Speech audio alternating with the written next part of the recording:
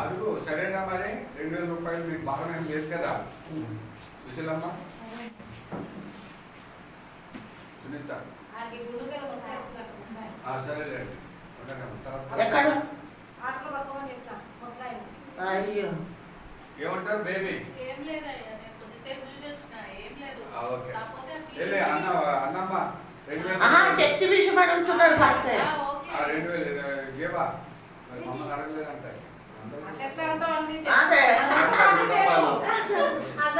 అంతే కదమ్మా. అప్పుడు మనమందరం పోగు చేసి అంటే ఒక తండ్రి కంటే 10 మంది కొడుకులు అంటండి. 10 మంది కొడుకులు అయితే ఒక్కొక్క కట్టె తెచ్చి ఇరిసేస్తున్నారంట. వాళ్ళు ఏం చేస్తున్నారంట, ఒక్కొక్క కట్టె తెచ్చి అక్కడ పెట్టి ఇరగొట్టేస్తున్నారంట. తండ్రి అన్నాడంట, అలా కాదురా, మీరు 10 మంది 10 కర్రలు తెచ్చారు కదా, కట్ట కట్టి ఆ కట్టని ఇరవండిరా అన్నాడంట. అంటే అమ్మో నాన్న మేము దాన్ని ఇరగొట్టలేకపోతున్నాం అన్నాడంట. అప్పుడు తండ్రి అన్నాడంట, ఒరే 10 మంది ఏకమై ఉంటే ఎవ్వరు ఏమి చేయలేరురా, మీరు ఎవరికి వాళ్ళే, నేను ఇట్లా నువ్వు ఇట్లా నాకెందుకు వాడితోటి అని అన్నదమ్ములు గొడవ పడి స్వార్థాలు పెంచుకుంటే ఒక కర్ర ఇరిగినట్టు జీవితాలు కూడా ఇరిగిపోతాయిరా, విడిపోతారా. మీరు ఏకంగా మీరు ఉండాలంటే ఇలా కట్టుకట్టుగా ఉండాలిరా అని తండ్రి పిల్లలకి చెప్పినప్పుడు నిజమే కదా, మా అన్నదమ్ములు ఎందుకు గొడవ పడుతున్నాం, మేము ఒంటరిగా ఉంటున్నాం కాబట్టి గొడవ పడుతున్నాం. మేము 10 మంది ప్రేమతో ఉంటే కర్రలు ఇరున్నట్టు ఎవరు కూడా మమ్మల్ని ఏమీ చేయలేరు కదా అన్నాడంట. అలాగే ప్రేమన దేవుని బిడ్డలారా, మనము మరి ఎప్పుడు కూడా ఈ సంఘంలోకి వచ్చాము అంటే ఎవరి పిల్లలు ఉంది, ఆయన రక్తంలో కడగబడ్డ రోజు నుంచి కదా ఈ రోజు వరకు మనం యేసయ్య బిడ్డలమే కదా. కాబట్టి మరి ఆయన చెప్పినట్టు మనం వినాలి, ఆయన మార్గంలో నడవాలని వాక్యం చేతగా తెలియజేస్తుంది. మరి సమయం చాలా అయిపోయింది. మరి వాక్యంలోకి వెళ్ళిపోదాం. ఇంకేమన్నా ఉంటే నేను తర్వాత మళ్ళీ మాట్లాడతాను. చూడండి, 1 కొరింథీయులకు రాసిన పత్రిక 1 కొరింథీ 15వ అధ్యాయము. పరమల ఇది కొంచెం చాలు.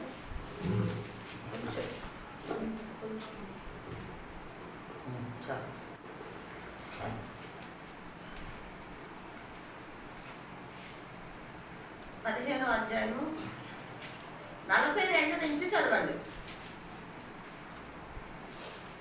నువ్వు ఎందుకు అటు ఇటు తిరుగుతున్నావు? ఇటు వచ్చి కూర్చో.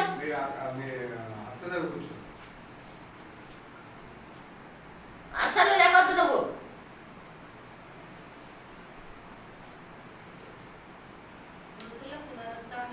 అలాగే శరీర క్షయమైనదిగా విత్తబడిన అక్షయమైనదిగా లేపబడును, ఘనహీనమైనదిగా విత్తబడి మహిమ గలదిగా లేపబడును, బలహీనమైనది విత్తబడి బలమైనదిగా లేపబడును. చాలమ్మా, ప్రార్థన చేసుకుందాం. అందరూ కూడా తలలు వంచి మన హృదయాలు సరి చేసుకున్నామమ్మా. దయచేసి మన హృదయాలు సరి చేసుకుని దేవుని మాట చక్కగా వినేవారంగా సిద్ధపడతాం. ప్రేమగల తండ్రి యేసయ్య, మీకే వందనాలు, స్తోత్రాలు. మహోన్నతుడా, మహాగణుడా, మీ స్తోత్రం. అల్ఫాయో మేఘా, మీ స్తోత్రములు ప్రభా. చూచుచున్న దేవుడు, ఆలపిస్తున్న దేవుడు, హృదయాంతరంగంలో ఎరిగిన దేవా, మీకే వందనాలు, స్తోత్రాలు ప్రభా. నా దేవా, ఇప్పటి వరకు ప్రభా నాయన ఈ పునర్ధన ఆరాధనలో ప్రభా, పాటల్లో ఆరాధనలో వాక్యంలో ప్రభా, అయ్యా నైనా మీ కృపను బట్టి ప్రభా, అయ్యా నైనా విన్న దేవుడు, ఆలకించిన దేవా మీ స్తోత్రం. అయ్యా నైనా కొన్ని హెచ్చరిక మాటలు, సంఘం మాటలు ప్రభా నైనా మీ స్తోత్రం. మీ నామానికి మహిమార్థంగా మేము నాయన మాట్లాడుకుని అయ్యా ఏక మనసుతోనైనా అంగీకారం కలుగుతుంటకు మీ కృప దయచేశారు. మీ స్తోత్రములు ప్రభా. ఇదిగో దేవా, అమూలమైన సమయానికి వచ్చాం ప్రభా, అమూలమైన సమయానికి వచ్చాం తండ్రి. యేసయ్యా, మీ జీవపు మాటలు నా నోట పెట్టి ప్రభా, అయ్యా మీరే మాట్లాడి నన్ను బలపరచండి, సంఘ బిడ్డలందరినీ కూడా బలపరిచి మీ నామాన్ని మహిమ తెచ్చుకోమని యేసయ్య నామంలో ప్రార్థించి అడిగి వేడుకొంచున్నాం తండ్రి. ఆమేన్. హల్లెలూయా. హల్లెలూయా. అమ్మ మైక్ తీసుకుని మరొకసారి రిపీట్ చేయండి. మెల్లిగా చదవాలి, క్లియర్గా చదవాలి. మృతుల పునరుద్ధానమును అలాగే శరీర క్షయమైనదిగా విత్తబడి. చాలండి. ఏమంటండి? మృతుల పునరుద్ధానము అలాగే శరీర క్షయమైనదిగా విత్తబడి. శరీర క్షయమైనదిగా విత్తబడి అక్షయమైనదిగా లేపబడి. చాలండి. హల్లెలూయా. హల్లెలూయా. ప్రియమైన దేవుని బిడ్డలారా, మీకు అర్థం కానట్టుంటుంది. దయచేసి శ్రద్ధగా వింటే అర్థమవుతుంది. అర్థం చేసుకుంటానికి ప్రయత్నించమని దేవుడి పేరిట మనవి చేస్తున్నాం. ఇక్కడ మనం ఈ రోజున ఎవరి గురించి మరి మాట్లాడుకుంటున్నాము అంటే, మరి ఆదాము, మన తండ్రి ఎవరండి? ఆదాము గురించి, తర్వాత రెండో ఆదాము యేసయ్య గురించి ఈ రోజున మనము ధ్యానించుకుంటున్నాం. కాబట్టి ఎలాగా ఉండాలి, ఎలా ఉండమంటున్నాడు ప్రభు ఈరోజు మనతో మాట్లాడుతూ ఉన్నప్పుడు జాగ్రత్తగా మనం విని మరి ఆ మాటలు హృదయంలోకి చేర్చుకుంటున్నాం. ఎలా ఉన్నామంటే ఇక్కడ మృతుల పునరుద్ధానము అలాగే శరీరము క్షయమైనదిగా.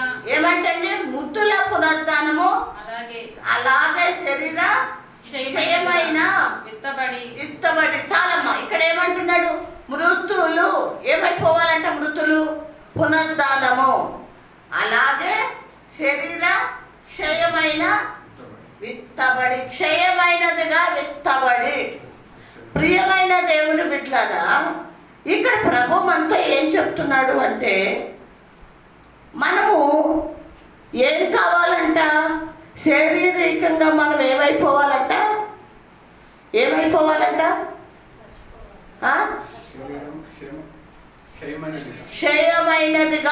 క్షయమైనదిగా ఉంది అంటే లోకములో మనుషులుగా మనం అందరం కూడా క్షయమైనదిగా ఉన్నాం. అంటే పనికి రానిది లేదా చచ్చిపోయినది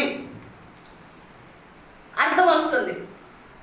ఇది నశించిపోయింది. క్షయము అంటే నశించిపోయినది అని అర్థము. ఎవరు ఇలా నశించిపోయారు అని మనం జ్ఞాపం చేసుకుంటే 15, 20, 22 ఒక్కసారి చూడమ్మా.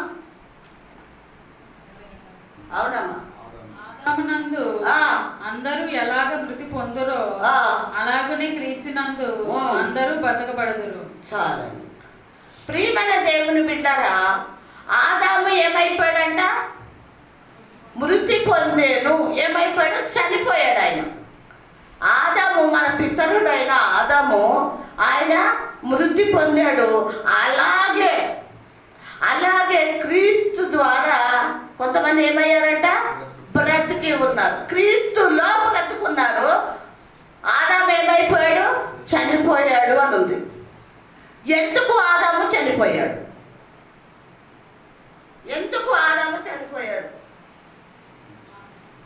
ఏం చేశాడని? ఇంకేం చేశాడు? దేవుని చెప్పింది చేయలేదు. చూడండి, ఏబు గ్రంథం కూడా ఒక మాట ఉంది. 31 చూడండి అమ్మా. ఏబు గ్రంథం 31, 33.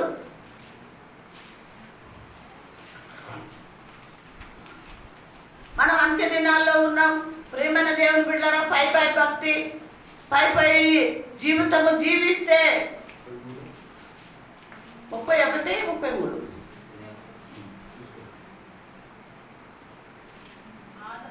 ఆదాము చేసినట్లు నా దోషములను దాచిపెట్టుకుని మహాసమూహమునకు భయపడి కుటుంబములన తిరస్కారమునకు జడిసియు. చాలమ్మా, ఇక చాలండి. చూడాలి, ఇటు తలలెత్తి పైకి చూడాలి దయచేస్తున్నాను. ఆదాము ఎవరు చెప్తున్నారు ఈ మాట? యోబు గారు గుర్తు చేసుకుని బాధపడుతున్నాడు. ఆదాము వలె నేనేం చేశాను? పాపముని ఏం చేశాను? నా దోషములను నేను దాచిపెట్టుకున్నాను. ఎవరి వల్లే అంటున్నాడు? అక్కడ క్లియర్గా చెప్తున్నాడు. నేను నా దోషములు దాచుకున్నాను అంటలేదు ఆయన. ఆదాము ఎలా దాచుకున్నాడో అలాగే నేను కూడా దోషములు దాచుకున్నాను. కాబట్టి ఆదాము చేసినట్టు నేను కూడా నా దోషములు దాచిపెట్టుకున్నాను. మహాసమూహమునకు భయపడ్డాను. ఏమంటండి? మహాసమూహములకు అంటే లోకానికి నేను భయపడ్డాను. ఎందుకు భయపడ్డాము? దేని విషయంలో భయపడ్డాము? మనము కానీ ఆయన కానీ అంటే నేను పాపం చేశాను కదా, నేను దోషిని కదా, నేను చెప్పుకుంటే వీళ్ళ మధ్యలో అల్లరైపోతాను, నన్ను చులకనగా చూస్తారు, నన్ను చులకనగా చూస్తారు, వేరు చేస్తారు, హేళన చేస్తారు అని నేను భయపడ్డాను అంటున్నాడు. ఎవరు? యోబు గారు. తర్వాత కుటుంబము కూడా ఏమైపోయిందంట? ఏమంటండి? జడిసి ఉన్నారంటండి. కుటుంబం కూడా జడిసి ఉన్నారు. ఎలాగా? ఆదాము వలె. ప్రియమైన దేవుని బిడ్డలారా, ఈరోజు నాతో నీతో మనందరితో ప్రభు చెప్తున్నాడు, మనలో ఒకవేళ దోషం ఉందేమో, పాపం ఉందేమో, ప్రభుకి ఆయాసకరమైన మాటలున్నాయో, తలంపులున్నాయో, ఏ పాపము మనమే దాచుకుని మనం పతనమైపోయే స్థితికి తెచ్చుకుంటానికి సిద్ధంగా ఉన్నామేమో, నరకానికి పోవటానికి మన ఆత్మ సిద్ధంగా ఉందేమో, ఈరోజు పరిశోధించుకుందాం, పరీక్షించుకుందాం. ప్రియమైన దేవుని బిడ్డ, ఆదాము భయపడిపోయాడు. ఇక్కడ యోబు గారు చెప్పారు, నేను భయపడిపోయాను ఆదాము వలె. ఆదామును పిలిచాడు తండ్రి వచ్చి. చల్లటి పూట ఆయన వచ్చి పిలిచాడు. ఎవరిని? ఆదామా ఎక్కడున్నావయ్యా? అయ్యా నేను చెట్టు చాటున దాక్కున్నాను అని చెప్తున్నావే కానీ నేను పాపం చేసి దిగంబర్ని అయ్యానయ్యా అని ఒక మాట అనగలిగావా? ఈ రోజున నన్ను మనందరిని అడుగుతున్నాడు, ఏ పాపం ఉంది నీలో? ఏది దాచేస్తున్నావు? ఏది కప్పెట్టేస్తున్నావు? జాగ్రత్త. మనుషులకి కనపడాలని పాపములు దాచుకొని కపట జీవితము, కపట నాటకము, వేషధారణ చేస్తున్నావేమో అన్నీ చూస్తున్నాడు దేవుడు.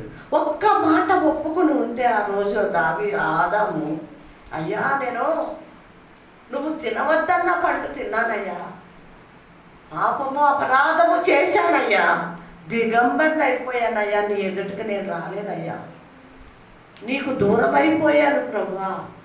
దూరం అయ్యాడో దగ్గరుకున్నాడండి. మరి అంతకుముందు రోజు దగ్గరగా ఉండటం కాదండి, ఆయనతో నడిచాడు, ఆయనతో మాట్లాడాడు, ఆయనతో ఆనందించాడు. ఇప్పుడు ఏమైపోయాడు? దూరం అయిపోయాడు. తండ్రిని చూడలేడు, దగ్గరికి రాలేడు, మాట్లాడలేడు. ఎందుకు వచ్చింది ఆ పరిస్థితి? ఏమ్మా? పాపం, శాపము, అపరాధము వచ్చింది. సరే, నీ భార్య శోధించిందో సాతాను గారు శోధించాడు, నీకు తెలుసు. నీ భార్య గురించి నువ్వు తినేసావు. ఒక మాట అడగొచ్చు కదా తండ్రిని. నీ తండ్రే కదా, నిన్ను కన్నా తండ్రి, ఆయన పోలికతో నిన్ను చేసుకున్న తండ్రి,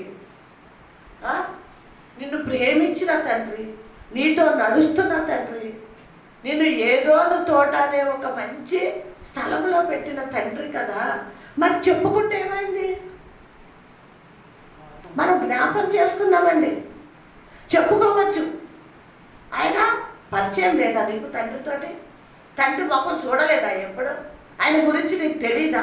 ఆయన మనసు తెలీదా? ఆయన ప్రేమ తెలీదా? ఏం తెలీదు నీకు. ఎందుకు దాచావు పాపం? ఎందుకు దాచావు? ఏమంటున్నాడు? పాపుల కోసమే నేను పిలువబడ్డాను అన్నాడు, అందుకే లోకానికి వచ్చాను అని తేటగా రాసి చూపిస్తున్నాడు. అటువంటప్పుడు నేను కానీ, నువ్వు కానీ, మనము కానీ మనలో ఉన్న పాపాన్ని ప్రభు దగ్గరికి వెళ్ళి చెప్పుకుంటే, ఈ రోజున ఆదాము వలె నేను అపరాధములు చేశాను ఆదాము వలె, పాపము చేశాను అని చెప్పుకునే రోజు రాదు కదా. తర్వాత నువ్వు చెప్పలేదు కాబట్టి నువ్వు ఆ మహిమ వస్త్రాలు కోల్పోయావు కదా. తర్వాత దేవుని సావాసం కోల్పోయావు కదా. దేవునికి దూరం అయిపోయి ఎవరికి దగ్గర అయ్యావు? అపవాదిగాడికి దగ్గర అయ్యావు. అపవాదిగాడికి దగ్గర అయ్యావు. ప్రియమైన దేవుని బిడ్డ, అది ఏది చిన్నదైనా పెద్దదైనా అంటే దేవుడికి తెలీదా? నువ్వు ఏం చేసి చెట్టు చాటుకు వెళ్ళావో దేవుడికి తెలీదా? ఏమండి అంటే తెలియక అడిగాడా? ఆదామా ఎక్కడున్నావయ్యా అని తెలియక పిలిచాడా?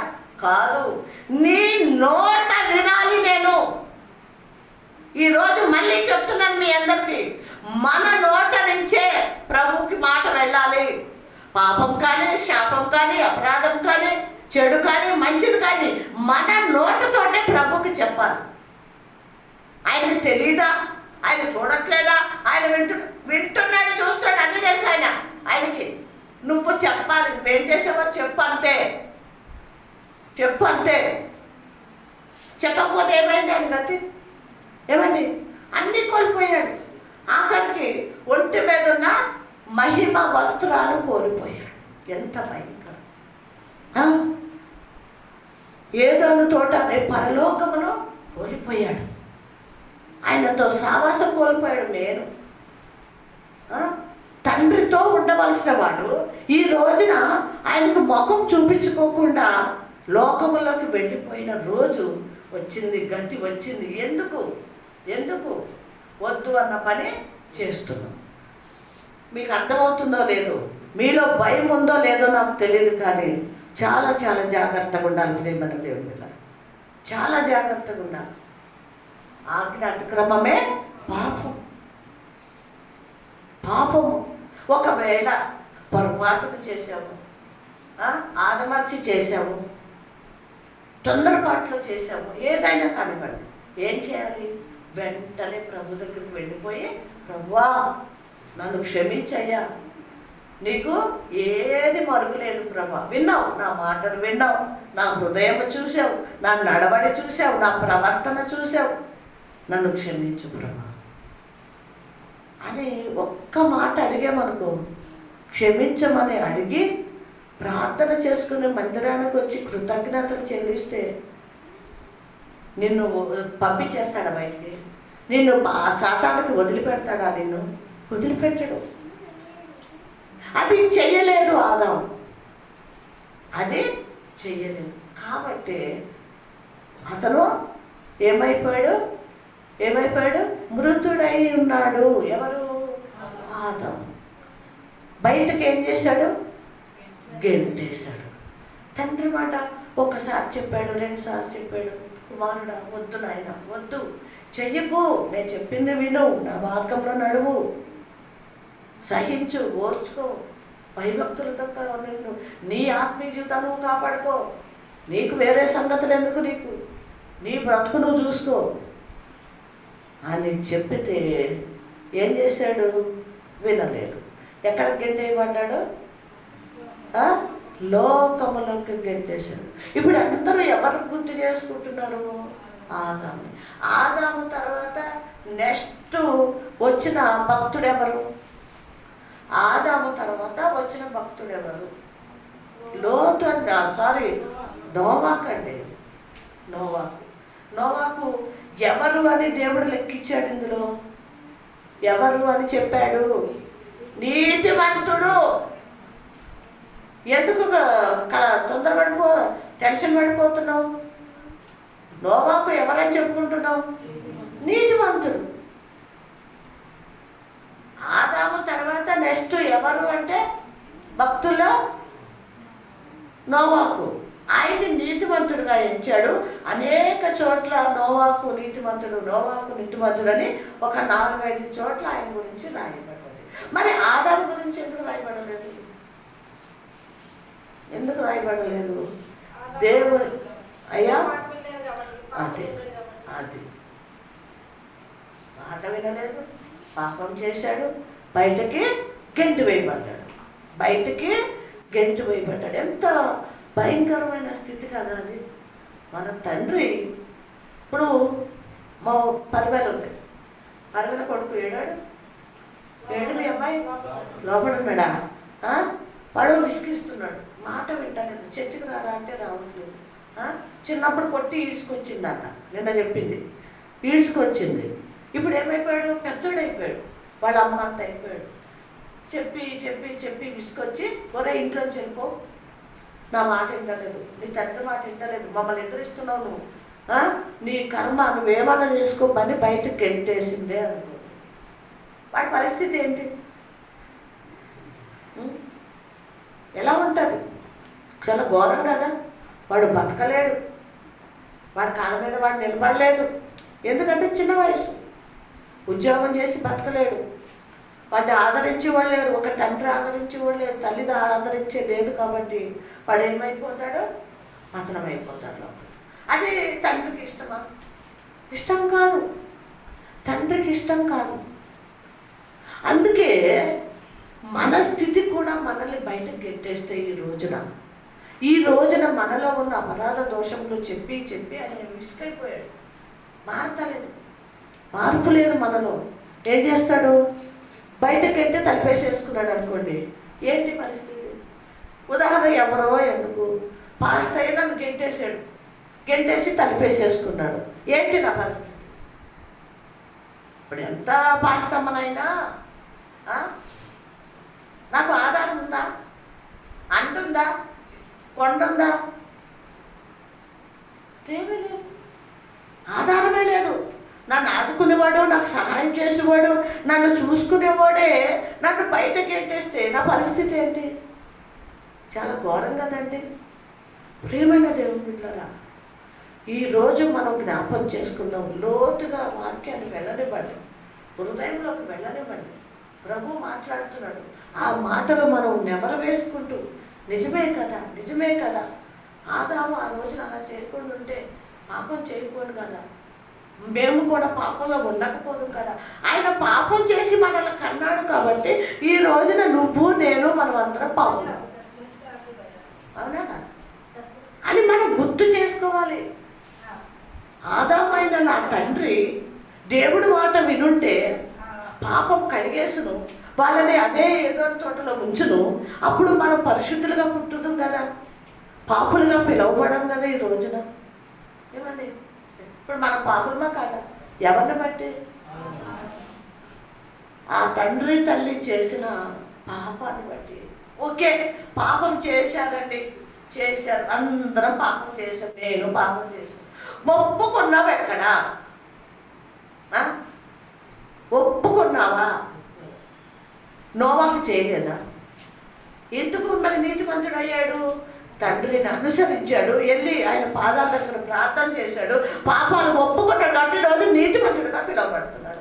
మనకు కూడా ఆయన రక్తంలో కడగబడ్డా ఎంతమంది పరిశుద్ధంగా పరిపూర్ణంగా దేవునికే మనము మన హృదయాన్ని అప్పచెప్పుకొని భయభక్తులతో జీవిస్తున్నామో ప్రభు చూడట్లేదా?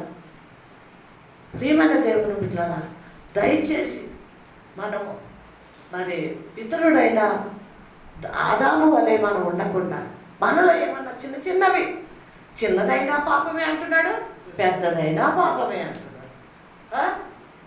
ఆ పాపములు మనం కడుక్కుంటూ ప్రభు దగ్గర మనం మరి జాగ్రత్తగా కనిపెట్టుకుని ఉన్నప్పుడు మనల్ని ఏం చేస్తాడంట?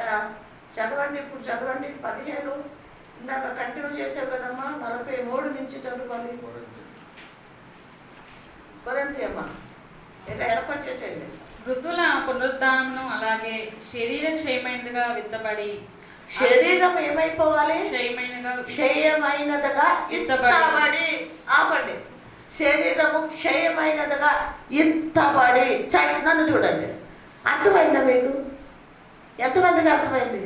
శరీరము క్షయమైనదిగా ఇత్తబడాలి అన్నది ఎంతమందికి అర్థమైంది? అర్థం కాలేదు కదా, ఒక పాస్టర్కి అర్థమైంది. కాబట్టి దాన్ని నేను మీకు వివరిస్తాను. బిడ్డలారా చెప్తాను నేను. క్షయమైనదిగా ఏం చేయాలంట? అయితే ఏమైందంట? విత్తబడి. అక్షయమైనదిగా ఏం చేయాలి? అక్షయమైనదిగా లేపబడాలి. ఇక్కడ ఇది క్షయమైనది ఏంటి, అక్షయమైనది ఏంటి, మృతమవటం ఏంటి, లేపటం ఏంటి చెప్తారు. ప్రియమైన దేవుని వీళ్ళరా, యోహాను సువార్త దగ్గరికి ఒక్కసారి రండి. యోహాను సువార్త దగ్గర త్వరగా యోహాను సువార్త దగ్గర మనం ఇవన్నీ మాట్లాడుకున్నాం కదా, టైం చాలా అయిపోయింది. మనకు వాక్యానికి తీసావమ్మా. 12వ అధ్యాయం 22వ వచనం, 12:22 యోహాను సువార్త.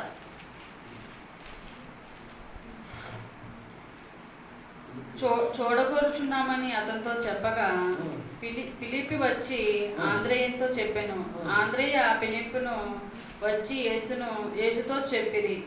అందుకు యేసు వారితో ఇట్లా నేను, మనిషి కుమారుడు మహిమ పొందవలసిన గడియ వచ్చి ఉన్నది.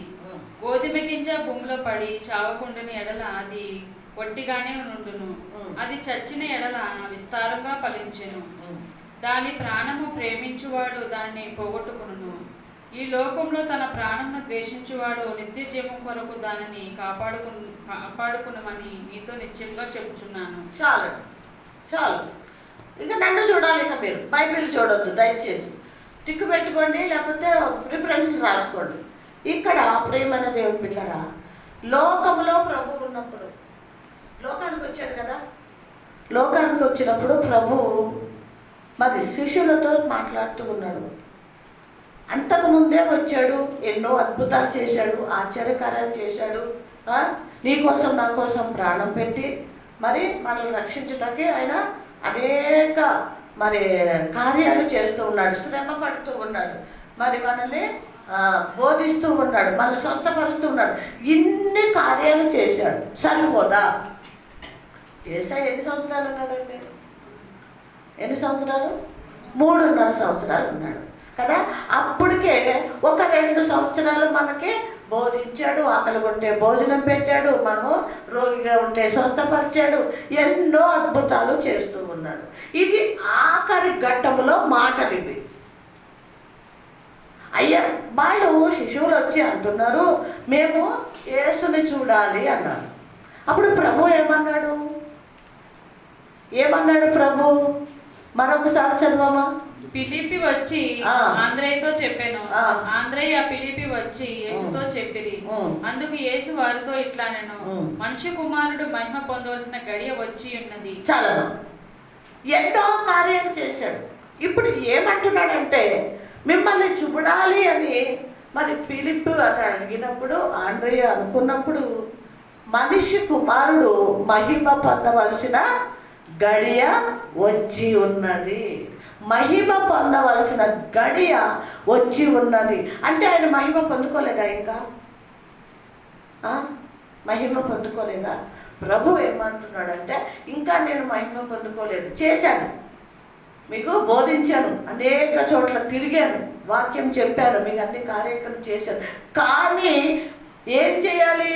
మనిషి కుమారుడు మహిమ పొందవలసిన గడియ వచ్చి ఉన్నది. ఎలాగ మహిమ పొందుతావయ్యా? ఎలా మహిమ పొందుతావు అంటే అక్కడ కింద ఏం చెప్పాడు అంటే, గోధుమ గింజ భూమిలో పడి అది చచ్చి ఏమన్నాడు? ఏది పడాలి? ఏది పడాలి చెప్పండి, ఏది పడాలమ్మా? మీకు అర్థమవుతుందా అందరికి? ఏం పడాలి భూమిలో? ఎవరు చెప్పారు ఈ మాట? పరలోకం నుంచి దిగి వచ్చాడు ఆయన, పరిశుద్ధుడైన కుమారుడు, అద్భుతీయమైన దేవుడు. ఆయన అంటున్నాడు, నేను మహిమను పొందుకోవాలి అంటే ఈ గోధుమ గింజ భూమిలో పడి చచ్చి.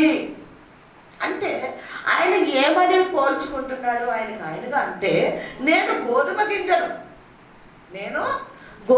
గింజను, ఈ గోధుమ గింజకి మహిమ రావాలి అంటే భూమిలో పడి చచ్చి అదేమవ్వాలి? ఫలించాలి. చచ్చి ఏమవ్వాలి? విస్తారంగా ఫలించాలి. అంటే ప్రభు మనకి చెప్పుతున్నది ఏంటి అంటే, గోధుమ గింజ లాంటి మనలో ఉన్న పాపము, మనలో ఉన్న అపరాధము దోషము. నువ్వు వారం వారం చర్చికి వస్తున్నావు, బాగుంది, వాక్యం వింటున్నావు, బాగుంది, పాటలు పాడుతున్నావు, ఆరాధన చేస్తున్నావు, బాగుంది, కానీ ఇంకా గోధుమ గింజగానే ఉన్నావు. హల్లెలూయా. నేను, నువ్వు, మనందరం గోధుమ గింజగానే అక్కడ మిగిలిపోయి ఉన్నాం. అయితే ఇప్పుడు మనం ఏం చేయాలి అని మనం ఆలోచించాలి అంటే, ప్రభువే చస్తేనే తప్ప అది ఫలించదు అని చెప్పాడు. కాబట్టి మనము కూడా చచ్చిపోవాలి. అర్థమవుతుందా మీకు? గోధుమ గింజ వల్లే భూమిలో పడి చచ్చిపోవాలి. అంటే మనలో ఉన్న ప్రతి అపరాధ, దోషములు, పాపములు, ద్వేషములు, అసూయలు, మాటలు, తలంపులు, నడవడి, ప్రవర్తన, గర్వము, అహంకారము అన్నీ కూడా భూమిలో చచ్చిపోవాలి. భూమిలో పడి చచ్చిపోవాలమ్మా. ఇప్పటి వరకు పై భక్తి చేశామేమో, పై ప్రార్థన చేశామేమో, అర్థమవుతుందండి? పై భక్తులు మనం చెప్పుకుంటామేమో. కాదు, చావాలి నువ్వు. ఈరోజు నాకు నీకు చెప్తున్నాడు, చావు, చస్తేను తప్ప నువ్వు అందించు. ఎక్కడ ఎవరు ఇట్లా చెప్పుకుని చేస్తున్నారు? ఎవరండి? యేసయ్య చెప్తున్నాడు, నేను మహిమ పొందుకోవాలి అంటే ఇదిగో ఈ గోధుమ గింజ భూమిలో పడి చావాలి. ఇప్పుడు చదువుకోమ్మా, మళ్ళీ చదువు. గోధుమ గింజ భూమిలో పడి చావకుండిన ఎడల అది ఒట్టిగానే ఉండును, అది చచ్చిన ఎడల విస్తారంగా ఫలించును. అది పడి చావకపోతే అది ఒట్టిగానే ఉంటుంది. హల్లెలూయా. పడి చావకపోతే ఒట్టిగానే ఉంటుంది. ఇక్కడ కూర్చున్నాం మనము. నేనే సరే, మిమ్మల్ని మీ గురించి వచ్చు, మీరు బాధపడతారేమో. నేనే గోధుమ గింజలాగా నేను చావకపోతే నేను ఫలించను. రెండోది, ప్రభు రాజ్యానికి నేను వెళ్ళను.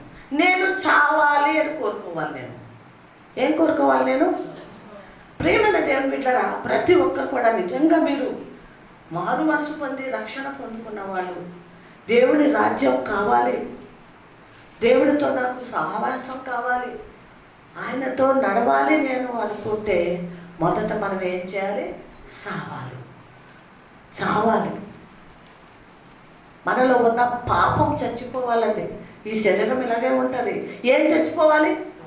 మన పోయిన వారం చెప్పాను ఏమని, మన హృదయము ఘోరమైన వ్యాధి గలది. అంటే మనలో భయంకరమైన పాపాలు మన హృదయంలో నిండి ఉన్నాయని ప్రభు మనకి తేటగా తెలియజేశాడు.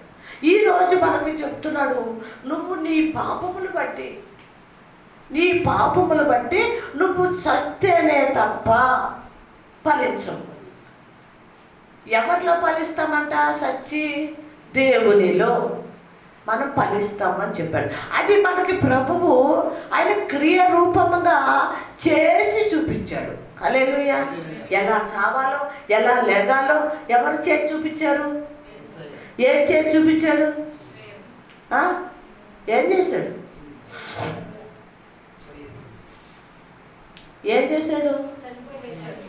అది నాకు కరెక్ట్ ఆన్సర్ రావాలి. ఎందుకు అడుగుతానో తెలుసా?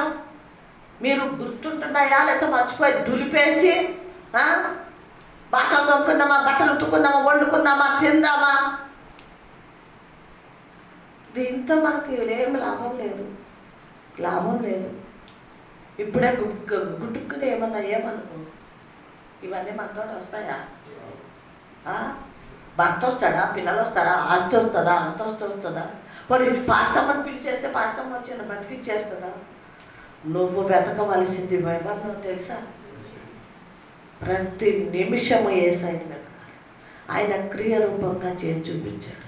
అంటే ఇత్తనము భూమిలో పడి చచ్చి మళ్ళీ లేచి ఫలించటం అంటే యేసయ్య మన పాపము నిమిత్తము ఆయన సిలువైపడి, కొట్టబడి, హింసింపబడి, అవమానపరచబడి ఇవన్నీ చేసి రక్తాన్ని చెల్లించి ఏం చేశాడు? తిరిగి మళ్ళీ 3వ రోజున తిరిగి లేచి, ఇదే పునరుద్ధాన దినము, నిమిత్తము లేచి ఏం చేశాడు? ఆ మహిమలోకి వెళ్ళిపోయాడు. హల్లెలూయా, హల్లెలూయా, హల్లెలూయా. దుష్టుడు పని చేస్తుంటాడు. అమ్మా ఈ పాస్టమ్మ భలే కూర్చొని చెప్తుంది, వీళ్ళకి నేను కొంచెం వాళ్ళ మీదకి వచ్చి నెత్తి మీద కూర్చుంటానని అని వచ్చేస్తాడు. రానివ్వకండి. హల్లెలూయా, హల్లెలూయా. ప్రేమైన దేవుని బిడ్డలారా, ప్రభు ఏం చేశాడు? ప్రాణం పెట్టేశాడు, తిరిగి లేచాడు. ఎక్కడికి వెళ్ళిపోయాడు? అక్కడ అన్నాడు, చెప్పాడా? ఏమన్నాడు? పొందాలి అంటే ఇత్తనము చచ్చి తిరిగి లెగిస్తే తప్ప, ఫలిస్తేనే తప్ప ఆ మహిమలోకి నేను వెళ్ళలేను. అంటే నేను ఇవన్నీ శ్రమలు ప్రాణం పెట్టి దేవుని మహిమను పొందుకొని అప్పుడు నేను ఆ రాజ్యంకి నేను వెళ్ళాలి అని వాళ్ళకి చెప్పాడు. అయితే ప్రేమన దేవుని బిడ్డలారా, వాళ్ళకి చెప్పాడు కాదు, మనకి చెప్తున్నాడు. ఇప్పుడు హల్లెలూయా, మనకి చెప్తున్నాడు. అయితే మనము నేర్చుకోవాల్సింది ఏంటి అంటే, ఇంకా మీకు అర్థం కాలేదేమో బిడ్డలారా, జాగ్రత్తగా వినండి. మనము దేవుని బిడ్డలుగా మనము ఆయన రక్తంలో కడగబడ్డాం కదా, పరిశుద్ధులుగా మార్చాడు, నీతిమంతులుగా మార్చాడు. అదే సరిపోదు, అది సరిపోదు. పోయిన వారం మనం విన్నట్టుగా ఏం విన్నాం? హృదయము అన్నిటికంటే ఘోరమైన పాపములో ఉంది. ఆ పాపముతో మనం ప్రభుని ఆరాధించలేము, ప్రార్థించలేము, ప్రభుని మహింపరచలేము, ఆయన్ని వెంబడించలేము, ఆ రాజ్యముకి వెళ్ళలేము. కాబట్టి ఈ ఇత్తనం ఏమైపోవాలి? పాపం అనే ఇత్తనము చచ్చిపోవాలి. మరి ఎంతమంది ఇష్టపడుతున్నారు? ఎంతమంది నా పాపమును బట్టి నేను చచ్చిపోతాను, నేను గోధుమ ఇత్తనాన్ని. హల్లెలూయా, హల్లెలూయా. అర్థమైన వాళ్ళు చేతులు ఎత్తారు, ముగ్గురు. పర్వేలా నువ్వు అటు ఇటు చాలా నీ మనసు డిస్టర్బ్ అయిపోతుంది నీకు. మరి ఎంతమంది చేస్తారంటే మరి చేయెత్తలేదు నువ్వు అంటే అర్థం కాలేదా నీకు? నేను చెప్పాక చెయ్యెత్తావు. అట్లా అటు ఇటు పోనివద్దు మనసుని. ఏమన్నాడు ప్రభు? విశ్వాసముతో స్థిరపడు, సిద్ధంగా ఉండు అన్నాడు. మరి నేను బోధకుడు కదా, మరి నేను చస్తేనే తప్ప మహిమలోకి నేను ప్రభుతో వెళ్ళలేను అని విశ్వాసం లేదా? ఎంతమంది ఎత్తారు? జీవ బ్రదరు, ఇంకెవరు ఎత్తారు? అన్నం ఎత్తింది, తర్వాత పరుగులు ఎత్తింది. అంటే మీ అందరికీ అర్థం కావట్లేదా వాక్యం? చావరా? భయం వేస్తుందా? చావమంటుంది నీవే, మళ్ళీ లేపుతామో, మా పిల్లలు ఎలాగా, మా సంసారాలు ఎలాగా, మాకున్న ఆస్తులు ఏమైపోతాయో. ఎప్పుడైతే ఆయన పైన ఆధారపడి ఆనుకొని విశ్వాసముతో ఆయన చెప్పినట్టు నువ్వు నేను చేస్తే ఆ మహిమలోకి తీసుకువెళ్తాడు. చదువమ్మ, అప్పుడు కంటిన్యూ చేయమ్మా. అవునమ్మా, కొరింథీలే. క్షయమైన దానిగా విత్తబడి అక్షమైన దానిగా లేపబడను, ఘనహీనమైనదిగా 44 నుంచి చదువమ్మా. ప్రకృతి సంబంధమైన శరీరముగా విత్తబడి. ఏమంటే ప్రకృతి సంబంధమైన శరీరముగా విత్తబడి. చూడాలి నన్ను, ప్రకృతి సంబంధమైన శరీరము విత్తబడి. అర్థమైంది కదా? ఇప్పుడు వరకు నేను చెప్పింది ఏంటి అంటే, ప్రకృతి సంబంధము శరీరము ఇది ఏంటి అంటే ఇది విత్తపడాలంట. అంటే లోకము, మనం ఎక్కడున్నాం? లోకములో ఉన్నాం. శరీరము ఎక్కడుంది? ఏది శరీరం? ఏది? ఇది ప్రకృతి సంబంధమైన శరీరము విత్తబడి ఆత్మ శరీరముగా, ఆత్మ సంబంధముగా లేపబడాలి. అంటే ప్రభు ఏం చెప్తున్నాడంటే, ప్రకృతి సంబంధమైన నీ శరీరము భూమిలో పడి చావాలి. నువ్వు ప్రేమిస్తున్నావా నీ శరీరాన్ని? జాగ్రత్త, జాగ్రత్త. ఈ శరీరం ఏమి కావాలంటున్నాడు దేవుడు? భూమిలో పడి ఇది చావాలి. ఎందుకంటే ఆత్మ సంబంధమైనది కాదు, ఇది ప్రభు ఇవ్వలేదు నీకు నాకు.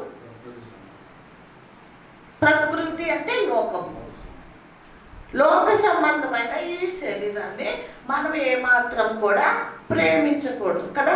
చాలా మంది సినిమా హీరోలు చాలా అందంగా ఉండి, చాలా సౌందర్యంగా ఉండి కదా, వాళ్ళు ఏమవుతారు? విర్రవీగుతారు, గర్విస్తారు. నా అంత అందగతే లేదు, నన్ను చూడటానికి ఎంతో మంది వచ్చి పడిపోతున్నారు అని గర్వించిన వాళ్ళ జీవితాలు ఏమైపోయినాయో తెలుసా? పాతాళంలోకి వెళ్ళిపోయింది వాళ్ళ ఆత్మలు. ఎందుకు? ఈ శరీరాన్ని బట్టి, ఈ మట్టిని బట్టి నువ్వు గర్వించావు. ఇది మట్టి అని, ఇది మట్టిలో కలిసిపోతుందని వాళ్ళకి తెలీదు. వాళ్ళకి తెలీదమ్మా. ఒకటే తెలుసు వాళ్ళకి, లోకంలో ఎంజాయ్ చేస్తున్నానా, హ్యాపీగా ఉన్నానా, కోట్లు సంపాదించానా, మేడలు నిధులు కట్టానా, ఓ బతికినంత కాలము చాలా హ్యాపీగా ఉంటాను, అదే తెలుసు. కానీ నీకు నాకు తెలిసే. వాళ్ళు పక్కన పెడతాం, పాపం వాళ్ళకి తెలీదు. ఎంతోమంది హీరోయిన్లు చనిపోయారు, అందగత్తులు. మరి నీకు నాకు తెలుసు కదా. ఏం తెలుసు చెప్పండి, ఏం తెలుసు? ఏం తెలుసు? ఇది మట్టి శరీరము, ఇది మట్టిలో కలవాలి. ప్రభు ఆజ్ఞ వచ్చినప్పుడు, దేవుని చిత్తమైనప్పుడు ఈ మట్టిలో కలిసిపోతుంది. ఆత్మ మాత్రమే దేవుడిది కాబట్టి అక్కడికి వెళ్తుంది అని మనకు తెలుసు. నేను చెప్తూనే ఉంటున్నా మీకు. అప్పుడు ఏం చేయాలి? దీన్ని బట్టి మనము గర్వించద్దు, ఆలోచించద్దు. ఇది ఏమైపోవాలి? చచ్చిపోవాలి. మరి ఏం చేయాలంటున్నాడు? మళ్ళీ రెండోది కింద చదవమ్మా. ఆత్మ సంబంధ శరీరముగా లేపబడాలి. ఏమంటండి? ప్రకృతి సంబంధమైన శరీర సంబంధమైనది చావాలి, ఆత్మ సంబంధమైనది నీలో లేపబడాలి. అంటే నీలో ఉన్న ప్రతీది చంపేసుకుని, శరీరాన్ని కూడా చంపేసుకుని ఆత్మ సంబంధంగా నువ్వు లేగాలి. హల్లెలూయా. ఈరోజు ప్రభు చెప్తున్నా, అర్థమవుతుందా మీకు? నేను 1-2 సార్లు మీకు చెప్తున్నాను. నేను ఆత్మ సంబంధంగా లెగాలి అంటున్నాడు. అంటే ప్రభు చెప్పేది ఏంటంటే, ఈ లోక సంబంధమైనది ఈ శరీరము పరలోక రాజ్యంలో రాదు. కాబట్టి దీనిని మీరు చంపేయండి. దీని మీద ఆశ పెట్టుకోండి, కోరికలు పెట్టుకోవద్దు. ఇది ఒక దినము మట్టిలో కలిసిపోతుంది. కాబట్టి అది చంపేసేయండి, ఆత్మ సంబంధులుగా లేకండి. హల్లెలూయా. ఆత్మ సంబంధులుగా అంటే దేవుని బిడ్డలుగా బ్రతకండి. హల్లెలూయా, హల్లెలూయా, హల్లెలూయా. ప్రియమైన దేవుని బిడ్డలారా, ఏ సంబంధంగా మనం జీవించాలంట? ఆత్మ సంబంధులుగా జీవించాలి. ఆత్మ సంబంధులుగా జీవించాలి. ఆత్మ ఎవరు? నేను ఆత్మ ఉన్నాను. నేను నీకు మీ అందరికీ ఆత్మనిచ్చాను. నా ఆత్మ సంబంధులుగా మీరు ఉండాలి, కానీ శరీరాత్మ సంబంధులుగా, మరి ప్రకృతి సంబంధులుగా మీరు ఉండటానికి అని ప్రభు మనకి చెప్తూ ఉన్నాడు. ఎంతమందికి అర్థమైంది చెప్పండి? ఎలా చచ్చిపోవాలి మనం? ఎలా చచ్చిపోవాలి? ఓకే, శరీర సంబంధులుగా చచ్చిపోవాలి. చచ్చిపోవడం అంటే ఏంటి? ఇప్పుడు ఇంటికి వెళ్ళిపోయి చచ్చిపోతారా? గొప్ప తీసి కాదు. మనలో శరీర సంబంధమైన మనలో ఏమైతే ఉన్నాయో అవన్నీ ఏం చేసుకోవాలి? చంపేసుకోవాలంటే అసహించుకోవాలి. అర్థమవుతుందా? విడిచిపెట్టేశారు. ఇది నాకు శాశ్వతమైనది కాదు, నేను దీనివల్ల నరకానికి పోతాను తప్ప నన్ను ప్రభు పాదాల దగ్గరికి వెళ్ళలేదు. నాకు ఈ శరీర సంబంధమైనది, లోక సంబంధమైన జీవితము నాకు వద్దు ప్రభా. నువ్వు చెప్పావు కదా ప్రభా, నేను ఆత్మ సంబంధంగా నేను జీవిస్తానయ్యా అని ప్రభు దగ్గర మనం అందరం ఈ రోజున తీర్మానం చేసుకున్నాం అనుకోండి. అప్పుడు శరీరం వెళ్తుందా మనల్ని? చెప్పండి, వెళ్తుందా? వెళ్ళదు. ఎందుకో తెలుసా? వాడు అనుకుంటాడు, అపవాదుడు, అమ్మ నిన్నటిదాకా నన్ను ప్రేమించింది ఇది నన్ను ప్రేమించింది ఇది, అయ్యో నా ఏంటి నన్ను చాలా అలంకరించింది, దీనికి సెంట్ రాసింది, పౌడర్ రాసింది, పేరెల్లో రాసింది, పదాక చూసుకునేది. ఈ రోజున ఏంటిది వీళ్ళు రావట్లేదు, అర్థం దగ్గర రావట్లేదు, అసలు నేను పట్టించుకోవట్లేదు. ఏంటిది ఎవడనుకుంటాడు? శరీరం అంటే అపవాదమే కదా. పట్టించుకోవట్లేదు ఏంటి, ఒక్కళ్ళు కూడా పట్టించుకోవట్లేదు. నన్ను పక్కన పెట్టేసి అయ్యండి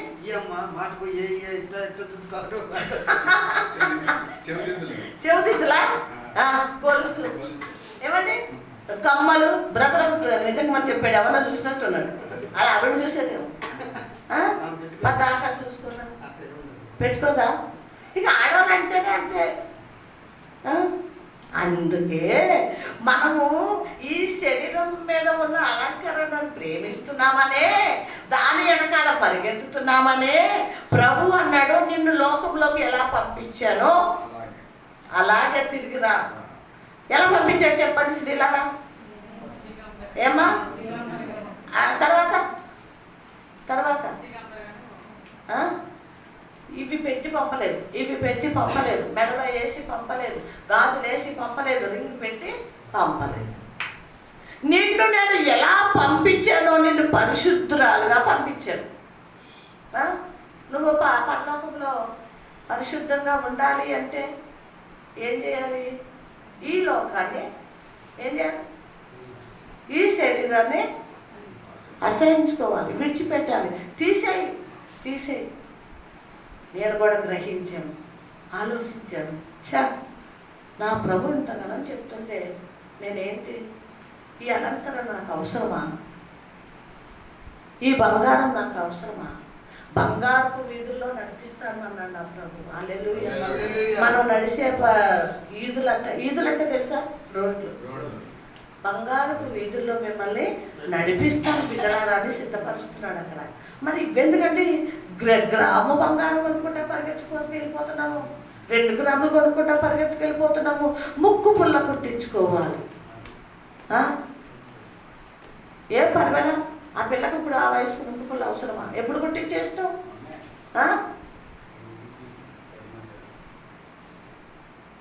అన్నీ తీసేసి వద్దనుకున్నాను.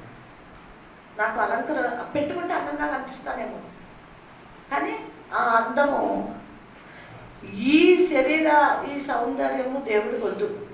నువ్వు ఎంత అందంగా ఉన్నావు చూడడు, ఎన్ని నగాలు వేసుకున్నావు, పట్టు చీర కట్టుకున్నావు చూడడు. కానీ ఇది ఏం చూస్తున్నాడు అంటే హృదయ సౌందర్యము ప్రభువుకి కావాలి. హృదయ సౌందర్యము ప్రభువుకి కావాలి. అది మనం సంపాదించుకోవాలి, అది మనం పొందుకోవాలి. మరి పొందుకుంటామా? పొందుకోవాలంటే ఈ శరీరం మీద ఉన్నాయన్నీ కూడా మనము తొలగించుకోవాలి. నేను ఇప్పుడు మిమ్మల్ని తీసేయమని అంటలేదు. దేవుడు మీతో మాట్లాడితే, మీరు పశ్చాత్తాపడితే, నేను భూమిలో చచ్చి మరి ఆత్మీయంగా నేను జీవించాలి అంటే నేను ప్రభు చెప్పినట్టు వినాలి అనుకుంటే మీకు మీరుగా సమర్పించుకోండి తప్ప నేను చెప్పట్లేదు. ప్రభు మనకు ఏం చెప్పాడో చెప్తున్నాను. నేను కంటిన్యూ చేయమ్మా, చదవండి.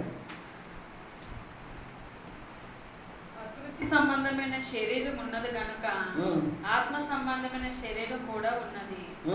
ఇందు విషయమై ఆదామును మొదటి మనుషుడు జీవించెను. ఏముందంట ఆయనలో? మొదటి ఆదాము ఎలా ఉన్నాడంట? ప్రకృతి సంబంధిగా ఉన్నాడు, అలా జీవించాడు. ఆత్మ సంబంధిగా కూడా జీవించాడు. అంటే 2 రకాలుగా 2 పడవల మీద అడుగులేసేవాడుగా ఉన్నాడు ఆదాము. అందుకే నీతిమంతుడిగా పిలువబడలేదు. అందుకే పాపం ఆయనలో ఉంది కాబట్టి ఆయనని తోటలోంచి బయటకి గెంటేసాడు అని వాక్యం చెప్తుంది. మనము కూడా 2 పడవల మీద అడుగు వేయకూడదు. అర్థమవుతుందమ్మా? లోకస్తులతో సావాసము, వాళ్ళ ఆలోచనలు, తలంపులు, వాళ్ళతో మాట్లాడటం, వాళ్ళతో మనం కలిసి ఉండటం, అది దేవునికి చాలా చాలా శత్రుత్వం. అది ఏమంటున్నాడు? లోకమును అంటే నాకు చాలా విరోధము. లోకం అంటే నన్ను ప్రేమించిన నా బిడ్డలుగా మీరు కూడా విరోధంగానే ఉండాలి లోకానికి, అది ప్రభు చెప్పాడు. ఇంకా చదవను. ఇందు విషయమే ఆదామును మొదటి మనుషుడు జీవించు ప్రాణి అయ్యేను. ఏమంటే ఇందు నిమిత్తమై ఆదాము మొదటి మనుషుడుగా జీవించు ప్రాణి అయ్యాడు. జీవించు ప్రాణి అయ్యాడు ఎవరు? మొదటి ఆదాము జీవించు ప్రాణి. ప్రాణి అంటే ప్రాణి అని ఎవరినంటాం మనం చెప్పండి? ప్రాణి అని ఏమంటాం? ఒక జంతువుని, ఒక మరి చిలకనో, ఏమండి మనం పెంచుకునే కుక్కనో లేకపోతే పక్షినో ఏదో దాన్ని ఏమంటాం? ఇది ఒక ప్రాణి. ప్రాణి అంటాం. జీవించు ప్రాణి అయ్యాను ఎవరు? ఆదాము. జీవించు ప్రాణి అయ్యాను ఆదాము అనేసి అక్కడ రాయబడి ఉన్నది. కడపటి ఆదాము జీవింపజేయు ఆత్మ ఆయనని ఆత్మ సంబంధమైన మొదట కలిగినది కాదు.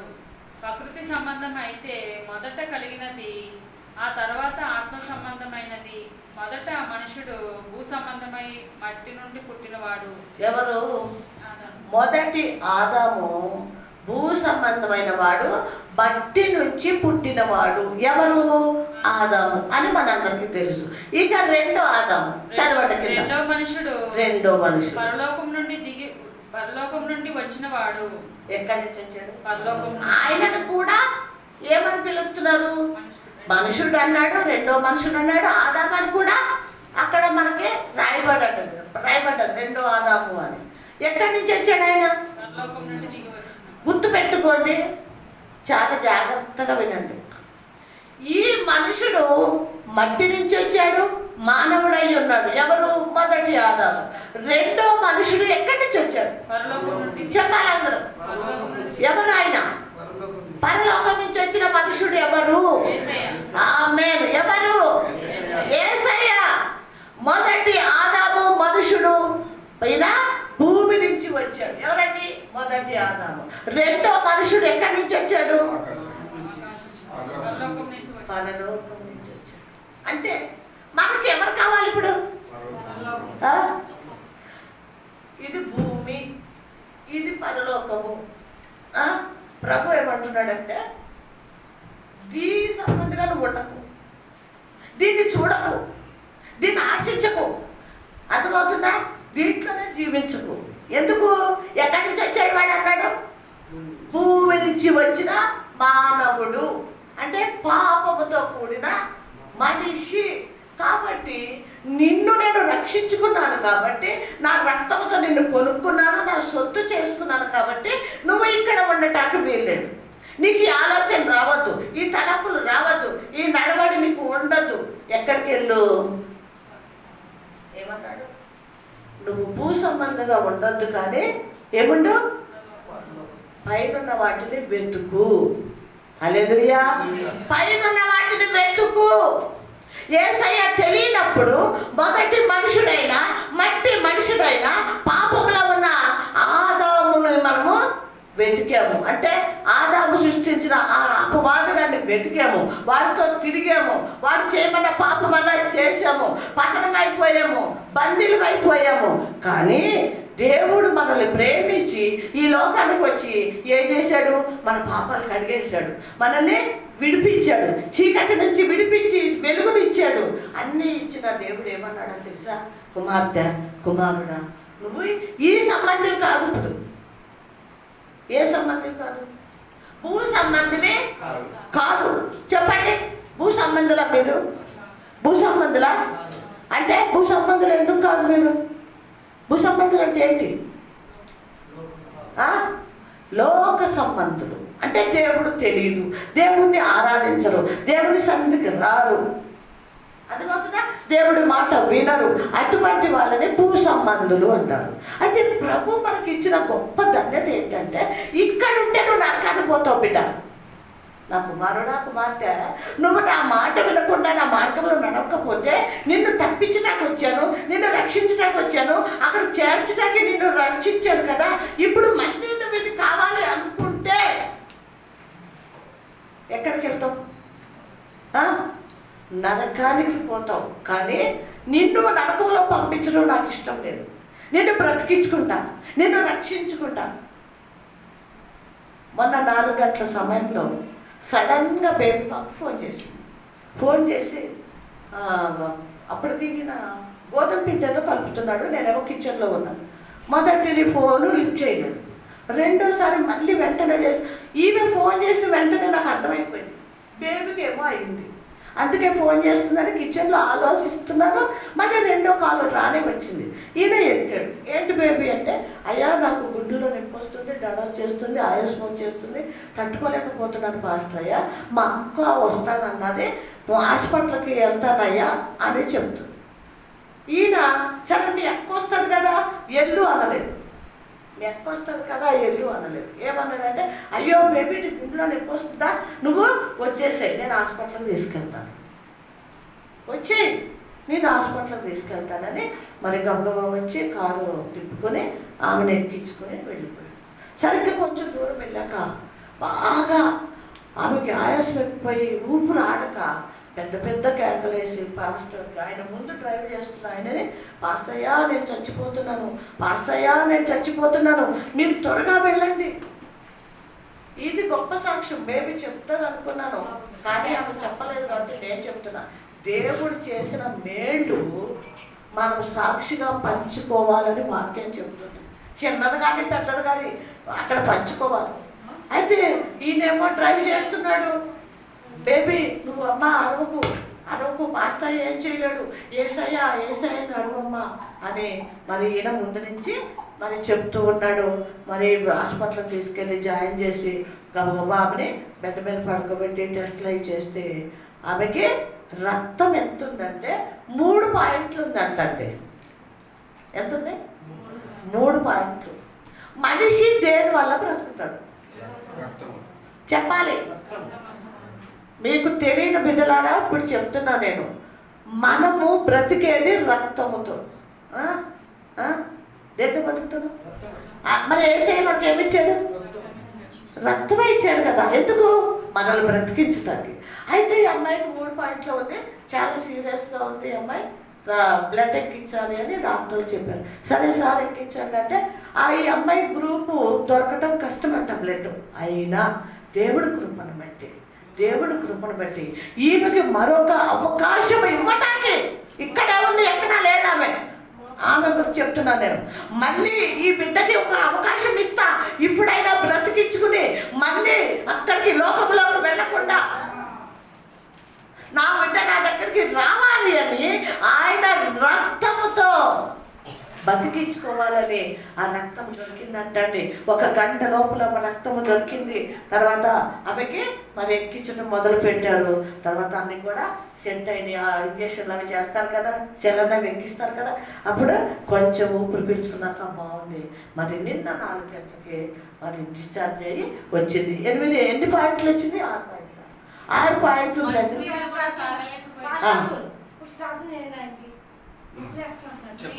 అయితే బాగా అరిసి భయపడిపోయింది. కళ్ళేమో చీకట్ల కమ్మేసి ఎవరు కనపడతలేదు, పాస్తాయి కనపడతలేదు, భయపడిపోయింది. ఎవరికైనా భయమే, మానవులు కాదండి. భయపడిపోయి కేకలేసి వేసి గుర్తు కాలిపోయి నీళ్లు పట్టిస్తున్నా కూడా తాగలేని పరిస్థితి. అయితే ఆమె ఎక్కడికి వెళ్ళిపోయింది తెలుసా? మరణ అంచుల వరకు. ఇది అంచు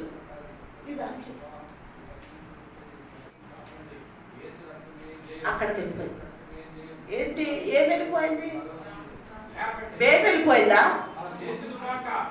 ఆత్మ వెళ్ళిపోయింది. కాపాడిన ఆత్మ, రక్షింపబడిన ఆత్మ, ప్రభువుని చేరుకోవాల్సిన ఆత్మ ఎక్కడికి వెళ్ళిపోయిందంటే ఇదిగో ఇక్కడ వెళ్ళిపోయింది. వాడు తీసుకువెళ్ళిపోయాడు ఆమెను తీసుకువెళ్ళిపోయాడు. ప్రతి విషయంలో బానిసగా అయిపోయింది. ఏం చేస్తుందో, ఏం తింటుందో, ఏం తాగుతుందో ఆమె పట్టించుకోలేదు. ఆమె దేహం గురించి ఆమె పట్టించుకోలేదు, ఆత్మ గురించి పట్టించుకోలేదు. వాడేం చేశాడు? ఇమ్మని క్యాచ్ చేశాడు. ఆహా, దొరికింది బాగా ఆత్మ. ఈ ఆత్మను ఏం చేస్తా?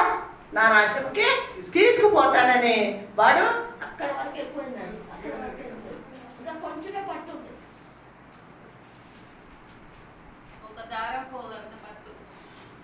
మరి ఎవరు పట్టుకున్నారు? ఎవరు చెయ్యి పట్టుకుని లేపారు? యేసయ్య. దేవుడికి మహిమ కలుగును గాక. హల్లెలూయా, హల్లెలూయా. ప్రియమైన దేవుని బిడ్డలారా, మనం ప్రభు దగ్గర నిర్లక్ష్యంగా ఉంటే, ప్రభు మాట వినకపోతే, ప్రభు మాటలు నడవకపోతే, ప్రభు పని చేయకపోతే, ఆయన చెప్పినట్టు చేయకపోతే, మాట వినకపోతే ఆదాము పరిస్థితి ఏం జరిగింది? మరి ఈ అమ్మాయిని కూడా దేవుడు సాతాను గాడు వాడుకుని ఆమెని మరణ అంచుల వరకు తీసుకువెళ్ళిపోయాడు. దేవుడు కృపను బట్టి మరి ఇక్కడ నేను ప్రార్థన చేస్తున్నా, దేవుడు ఆత్మను బ్రతికించుకోవాలనుకున్నాడు. ఆమె గ్రహిస్తుందో విశ్వసిస్తుందో నాకైతే తెలీదు. నాకు ప్రభు చెప్పిన మాట మాత్రం మీకు చెప్తున్నాను.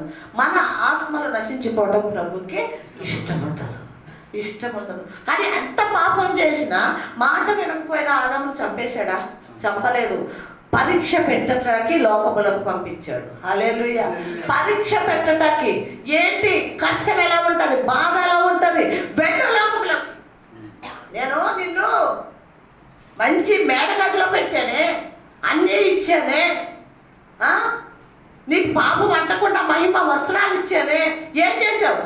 నా మాట ఒక్క మాట కూడా నువ్వు వినలేదు కాబట్టి పో లోకములకు అని బుద్ధి చెప్పడానికి, ఆయన్ని మార్పు చెందడానికి పంపించేశాడు. ప్రియమైన దేవుని బిడ్డరా, మరి దేవుడి కృపను బట్టి మరి బ్లడ్ ఎక్కించి మంచిగా ఆరోగ్యంగా ఉంది. తిరిగి మరి నిన్న సాయంత్రం రావటం జరిగింది. ప్రియమైన దేవుని బిడ్డ, ప్రభు లేకపోతే మన జీవితము జీరో అంతే. మన బలం ఏం చేయదు, మన అదేంటిది శక్తి ఏం చేయదు, ఆస్తులు ఏం చేయవు, అంతస్తులు ఏమి చేయవు. అమ్మ కొంచెం కంటిన్యూ చేసేసేస్తారా? మట్టి నుండి పుట్టినవాడు ఎటువంటి వాడో మట్టి నుండి పుట్టినవారు అట్టివారే. ఏంటండి మట్టి నుండి పుట్టినవాడు ఎటువంటి వాడో? మట్టి నుండి పుట్టినవారు అట్టివారే. పరలోక సంబంధి ఎట్టివాడో పరలోక సంబంధులు అట్టివారే. పరలోక సంబంధం ఎవరు? పరలోక సంబంధమైన వాళ్ళు ఎవరు? యేసయ్య. ఆ పరలోక సంబంధం నుంచి పుట్టిన వారు కూడా అట్టివారు అంటే మనం అన్నమాట. యేసయ్య పరలోకం నుంచి వచ్చిన పరిశుద్ధుడు, మనము కూడా అట్లానే అంటే పుట్టిన వారుగానే ఉండాలి అని ప్రభు చెప్తున్నాడు. నేను ఎలాగైతే పరలోక సంబంధమైన బిడ్డగా ఈ లోకానికి వచ్చానో మీరు కూడా అలాగే ఉండాలి. మట్టి వారుగా ఉండద్దు. ఎలా ఉండాలి?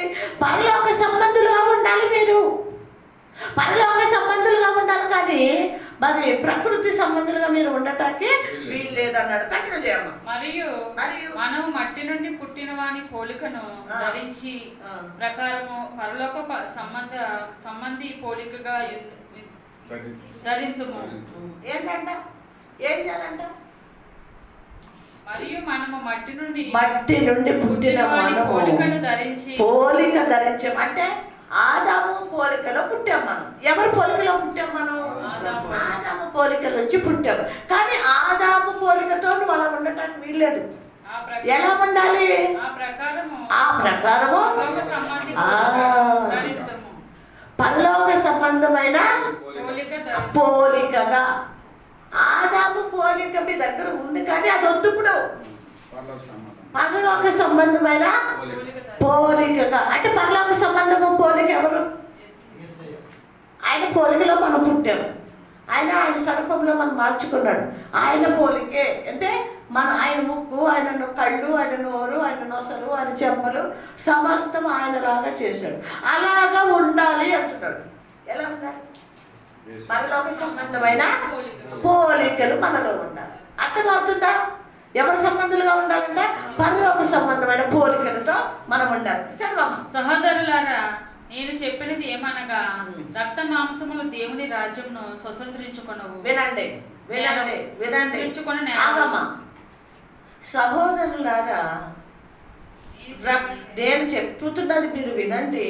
రక్తపు మాంసముతో ఉన్నవాడు దేవుని రాజ్యములో అది నీకు స్వతంత్రంగా వెళ్ళలేవు, ఉండలేవు, వెళ్ళలేవు. ఎందుకు? రక్త మాంసములు లోక సంబంధమైనవి, రక్త మాంసములు లోక సంబంధమైనవి. అలా ఉన్న ఎడల నువ్వు పరలోక రాజ్యము స్వతంత్రించుకోవు. అయితే మరి ఎలా ఉండాలి ప్రభు? శ్వేతను అక్షయతను స్వతంత్రించుకుందును. క్షేతను అక్షయతను స్వతంత్రించుకును. ఇదిగో మీకు ఒక మర్మం తెలుపుచున్నాను. నీకు ఒక మర్మం తెలియజేస్తున్నాను. మనమందరము నిద్రించుము. ఏమవుతామండి? మనమందరము కూడా నిద్రిస్తాము.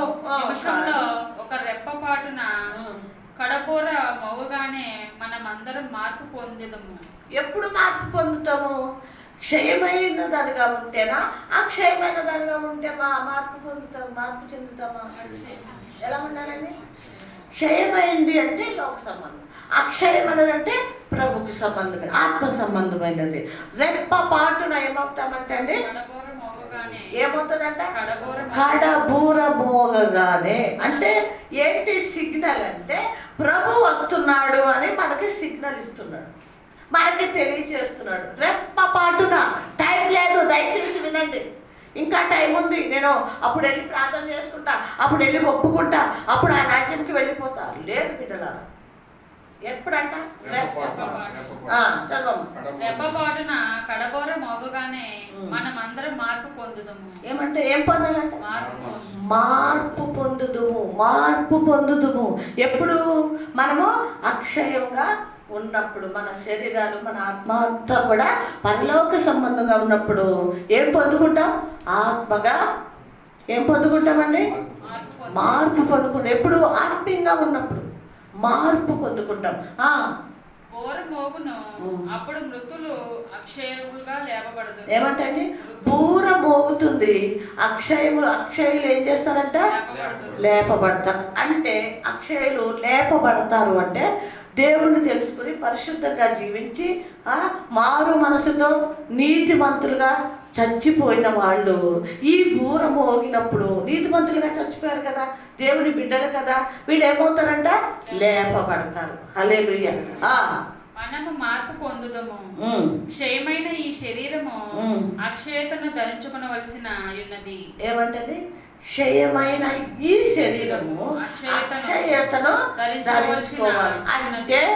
అంటే ఈ పాపమైన ఈ శరీరము పరిశుద్ధతనే కలిగి ఉండాలి. అంటే ఈ క్షయమైనది మనము ద్వేషించాలి, అసహించుకోవాలి. మనం అక్షయం అనేది మనం కోరుకున్నప్పుడు ఏం చేస్తాడంటే మనం మరత్తమైన ఈ శరీరము ఆరమర్థమైనను ధరించుకొనవలసి ఉన్నది. ఈ క్షయమైనది అక్షయతను ధరించుకున్నప్పుడు, ఈ మర్మతమైనది అప్రతమైనది ధరించుకున్నప్పుడు విజయమందు మరణము మింగివేయబడును అని రాయబడిన వాక్యం నెరవేరును. ఓ మరణమా, నీ విజయము ఎక్కడా? ఓ మరణమా, నీ ముళ్ళు ఎక్కడా? చాలండి. ప్రియమైన దేవుని బిడ్డలారా, మనము క్షయమైన శరీరంతో మనం ఉన్నాం. అంటే లోక సంబంధులు, ప్రకృతి సంబంధులుగా ఇంకా ఉన్నామేమో. ఏమైపోవాలి? భూమిలోకి ఏం పడాలంట? విత్తనం పడాలి. విత్తనము, గోధుమ విత్తనము పడిపోయి అది ఏమైపోవాలి? చచ్చిపోవాలి. మన ఆలోచన చచ్చిపోవాలి, మన తలంపులు చచ్చిపోవాలి, మన మాట చచ్చిపోవాలి, మన చూపులు చచ్చిపోవాలి, మన నడవడి చచ్చిపోవాలి, మన ప్రవర్తన చచ్చిపోవాలి. అప్పుడు ఎలా లేగాలంట? అక్షయమైనదిగా లేచి ఫలించాలి. ఫలించినప్పుడు అది పరలోక రాజ్యము చేరుతుందని యేసయ్య శిష్యుడికి అక్కడ మరి చెప్తూ ఉన్నాడు. కాబట్టి ప్రేమన దేవుని బిడ్డరా, మనం పైన ఏదో ఆదివారం వెళ్ళొచ్చేస్తున్నాం, శుక్రవారం ఒక గంట వెళ్ళొచ్చు కాదు. భూమిలో ఇత్తనము చావాలి. ఇది మాత్రం గుర్తు పెట్టుకోండి. చచ్చి బ్రతికితే మనము ఫలిస్తాము అని వాక్యం చెబుతుంది. దేవుని బిడ్డలుగా మనము దేవుని కోసమే బ్రతుకుతాం, దేవుని కోసమే చచ్చిపోతాం. ఇది మాత్రం తీర్మానం చేసుకుని జాగ్రత్తగా బ్రతుకుతాం. ఈ వాక్యం దేవుడు దీవించి ఆశీర్వదించిన కదా.